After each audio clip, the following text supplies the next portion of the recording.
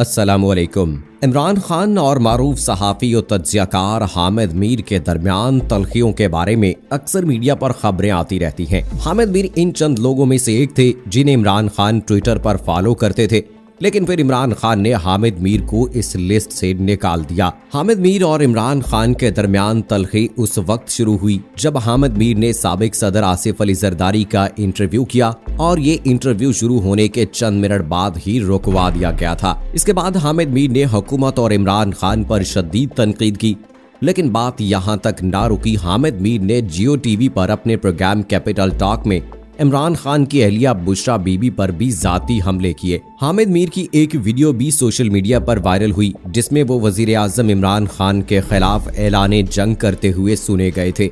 दूसरी जानिब लाहौर के थाना शादरा में मुस्लिम लीग नून के रहनुमाओं के खिलाफ गद्दारी का जो मुकदमा दर्ज किया गया था उसमें वजीर आजम आजाद जम्मू कश्मीर राजा फारूक हैदर का नाम भी शामिल है, जिसका सहारा लेते हामिद मीर ने हुकूमत को काफी तनकीद का निशाना बनाया और कश्मीरियों को इमरान खान के खिलाफ करने की कोशिश की गई। हामिद मीर ने कहा कि तारीख में ऐसा पहली बार हुआ है कि किसी कश्मीरी रहनुमा के खिलाफ पाकिस्तान में गद्दारी का मुकदमा दर्ज किया गया हो।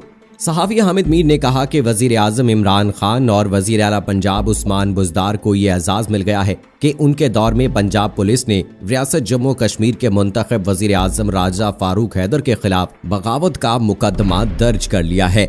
इस FIR के जरिए दुनिया भर में कश्मीर पर पाकिस्तान के रिवायती मौक़िफ़ का मजाक उड़ाया गया। वफाकी वजीर बराए science and technology Fawad Chaudhry ने इस पर जवाब देते हुए कहा कि वजीर आजम को इस FIR का कोई इल्म नहीं था। जब मैं वजीर आजम के इल्म में लाया और उन्हें बताया कि इस तरह की FIR हुई है जिसमें नवाज शरीफ और दीगर लोगों को नामजद किया गया है, तो वजीर आजम ने शदीद नापसंदीदगी का इजहार किया। फवाद चौधरी ने खदशा जाहिर करते हुए कहा कि हो सकता है कि किसी ने कार्रवाई डालने के लिए ऐसा किया हो। देखते हैं इस सारे वाक़े पर हामिद मीर ने गद्दारी मुबारक के नाम से कॉलम लिखते हुए इसमें इमरान खान की हुकूमत को एक बार फिर तनकीद का निशाना बनाया है। उनका कहना है कि कोई माने या ना माने, हमारे इर्द गिर्द जो कुछ भी हो रहा है बहुत बुरा हो रहा है। अपोजिशन की क़यादत के खिलाफ बगावत के एक मुकदमे ने सिर्फ हुकूमत नहीं बल्कि पूरी रियासत के अंदर छुपे हुए तजादात को पूरी दुनिया के सामने ला फेंका है। पाकिस्तान में अपोजिशन की क़यादत के खिलाफ बगावत के इल्जामात और मुकदमात कोई नई बात नहीं, लेकिन जिस तेजी के साथ थाना शाहदरा लाहौर में मुस्लिम लीग नून की क़यादत के खिलाफ दर्ज होने वाला बगावत का मुकदमा वजीर आजम इमरान खान की हुकूमत के लिए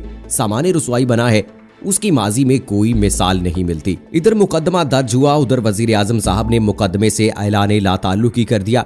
इसके साथ ही उनका कहना है कि चले मान लेते हैं कि अमनो अमान सूबाई मसला है और वफाकी हुकूमत का बराह रास्त ऐसे मुकदमात के दर्ज होने से कोई ताल्लुक नहीं, लेकिन पंजाब के आईनी सरबराह गवर्नर मोहम्मद सरवर ने तो वाज़े तौर पर कह दिया कि वो सियासी लोगों के खिलाफ बगावत के मुकदमात दर्ज के हक में नहीं। दूसरी तरफ लाहौर पुलिस ने एक बाकायदा बयान जारी करके कहा कि एक आम शहरी की शिकायत पर कानून के मुताबिक मुकदमा दर्ज किया गया है, लेकिन ये आम शहरी पाकिस्तान तहरीक इंसाफ का सरगर्म कारकुन निकला। न सिर्फ सरगर्म कारकुन निकला बल्कि इसके खिलाफ माजी में 5 मुकदमात भी दर्ज हो चुके हैं और इसका शुमार अपने इलाके के नामे गिरामी जराइम पेशा अफराद में होता है। हामिद मीर ने अपने कालम में मजीद गैर अफशानी करते हुए कहा कि मुकदमे के मुद्दई के मुतालिक सहाफियों को ज्यादा मालूम न था, लेकिन लाहौर पुलिस के कुछ अहलकारों ने रजाकाराना तौर पर खामोशी से कुछ सहाफियों को बदर रशीद खान हीरा के मुतालिक मालूमात फ्राहम की और बताया कि बगावत के इस मुकदमे का मुद्दई दरअसल एक इश्तिहारी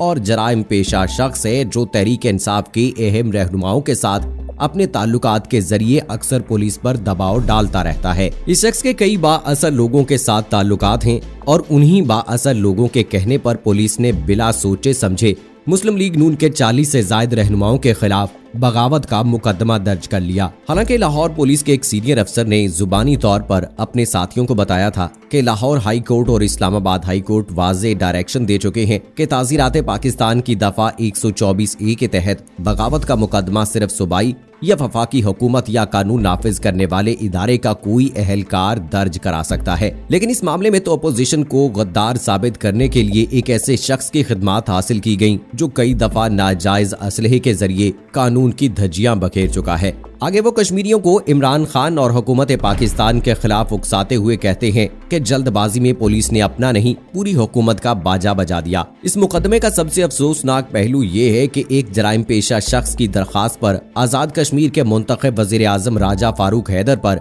पाकिस्तान के दिल लाहौर में बगावत का मुकदमा दर्ज कर लिया गया। इस मुकदमे के बाद आजाद कश्मीर और मकबूजा कश्मीर समेत दुनिया भर में फैले हुए कश्मीरियों में गुस्से और अफसोस की लहर दौड़ गई है। आप राजा फारूक हैदर से सियासी इख्तलाफ जरूर करें, लेकिन याद रखें कि वो आर पार के कश्मीरियों का वाहिद मुंतखब लीडर है। भारतीय हुकूमत ने मकबूजा कश्मीर की असम्बली को 2 साल पहले खत्म कर दिया था। कानून के मुताबिक 6 माह के अंदर नए इंतखाबात होना थे, लेकिन ये इंतखाबात नहीं हुए। लिहाजा राजा फारूक हैदर की सियासी अहमियत ये है कि वो पूरे खित्ते जम्मू कश्मीर के वाहिद मुंतखब लीडर हैं और भारतीय जुल्मों से तम के खिलाफ अपनी बसात से बढ़कर आवाज उठाते रहते हैं। इसके बाद हामिद मीर ने ये इकदाम मोदी को खुश करने की एक कोशिश करार देते हुए कहा कि भारतीय हुकूमत की राजा फारूक हैदर से नफरत का ये आलम है कि सितंबर 2018 में लाइन ऑफ कंट्रोल के करीब अब्बासपुर के इलाके में भारतीय फौज ने उनके हेलीकॉप्टर पर फायरिंग की और गोले बरसाए। राजा फारूक हैदर इस कातिलाना हमले में बाल बाल बच गए। वो मिलिट्री हेलीकॉप्टर में नहीं बल्कि सिविलियन हेलीकॉप्टर में सफर कर रहे थे और एलओसी के आसपास ये रिवायत है कि सिविलियन हेलीकॉप्टरों पर हमला नहीं किया जाता, लेकिन राजा फारूक हैदर को जानबूझकर निशाना बनाया गया। भारतीय फौज उनके हस्बो नसब से भी वाकिफ है। उनके वालिद राजा मोहम्मद हैदर खान उन कश्मीरी रहनुमाओं में शामिल थे जिन्होंने 1958 में सीज फायर लाइन तोड़ने का ऐलान किया और गिरफ्तार कर लिए गए। उनकी वालदा मोहतरमा सईदा खान का ताल्लुक श्रीनगर से था और वो आजाद कश्मीर असेंबली की पहली खातून रुकन थी। उन्हीं की वजह से राजा फारूक हैदर कश्मीरी जुबान भी बोलते हैं। क्या इस राजा फारूक हैदर पर लाहौर पुलिस ने बगावत का मुकदमा दर्ज करके कश्मीरियों के दुश्मन नरेंद्र मोदी को खुश किया? साथ ही साथ उन्होंने ये भी तस्लीम किया है कि ये पहलू बाइसे इत्मीनान है कि वजीर आजम इमरान खान और उनके अक्सर वज़रा बगावत के इस मुकदमे को आगे चलाने में ज्यादा दिलचस्पी नहीं रखते, क्योंकि वो जानते हैं कि मुस्लिम लीग नून को इस मुकदमे का बहुत सियासी फायदा हुआ है। दुख इस बात का है कि इमरान खान अपने आप को बड़े फख्र से कश्मीरियों का सफीर करार देते थे, लेकिन बगावत के इस मुकदमे से आलमी सतह पर कश्मीर के बारे में पाकिस्तान का मुकदमा कमजोर हुआ है। जिस किस्म के इल्जामात भारतीय हुकूमत सैयद अली गिलानी, यासीन मलिक और मीर वाइज उमर फारूक पर लगाती है, वही इल्जाम पाकिस्तानी हुकूमत ने राजा फारूक हैदर पर लगा दिया। इस मुकदमे का मरकजी मुलजम साबिक वजीर आजम नवाज शरीफ को बनाया गया। बगावत के मुकदमे में उनका नाम देखकर मुझे वो जमाना याद आ गया जब अमरीकी सदर बिल क्लिंटन ने पाकिस्तान के वजीर आजम नवाज शरीफ को एटमी धमाकों से बाज रखने के लिए लालच दिए, लेकिन नवाज शरीफ ने 28 मई 1998 को पाकिस्तान को एक एटमी ताकत बना दिया। नवाज शरीफ पर उनके दौरे हुकूमत में ये नाचीज बहुत तनकीद करता रहा है, लेकिन तारीख के एक तालिब इल्म की हैसियत से इस हकीकत पर बहुत दुख होता है कि एटमी प्रोग्राम के बानी वजीर आजम जुल्फकार अली भुट्टो को हमने फांसी पर लटका दिया और एटमी धमाके करने वाले वजीर आजम नवाज शरीफ को गद्दार बना दिया गया। पाकिस्तानी रियासत ने गद्दारी के इल्जाम को अब एक मजाक बना दिया है। आम लोग कहते हैं कि अगर जनरल परवेज मुशर्रफ आइन तोड़ने के बावजूद गद्दार नहीं तो फिर यहाँ कोई गद्दार नहीं। जनरल अयूब खान ने जो इल्जाम फातिमा जिन्ना पर लगाया था वो इल्जाम नवाज शरीफ और उनके साथियों पर लग गया है। इसलिए इस मुकदमे के मुलजमान एक दूसरे को मुबारकबादें दे रहे हैं। हामिद मीर का ये कालम मुकम्मल तौर पर पाकिस्तान और हुकूमत मुखालिफ एजेंडे पर मुश्तमिल है, जिसका मकसद कश्मीरियों को पाकिस्तान के खिलाफ करना है। इस सारे कालम में एक बात पॉजिटिव है कि हामिद मीर ने यह तस्लीम किया है कि गद्दारी केस के मुतालिक इमरान खान को वाकई इल्म नहीं था, लेकिन यह भी सच है कि हामिद मीर हर उस ट्वीट को लाइक और रीट्वीट करते हैं जो मौजूदा हुकूमत के खिलाफ हो, खा वो जिसने भी किया हो। इससे उनका एजेंडा वाजे नजर आता है। राई का पहाड़ बनाना तो कोई हामिद मीर से सीखे।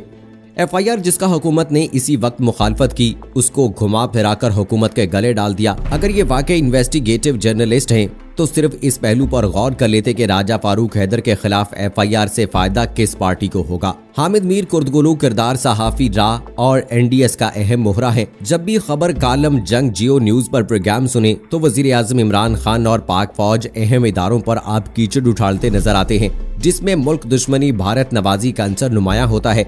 लेकिन इनसे एक सवाल है कि अपोजिशन की नाकामी के बाद फिर आपका क्या बनेगा मीर साहब। दोस्तों, इस हवाले से आपकी क्या राय है कमेंट बॉक्स में हमें जरूर बताइएगा। अगली वीडियो तक मुझे इजाजत दीजिए। फी अमानिल्लाह।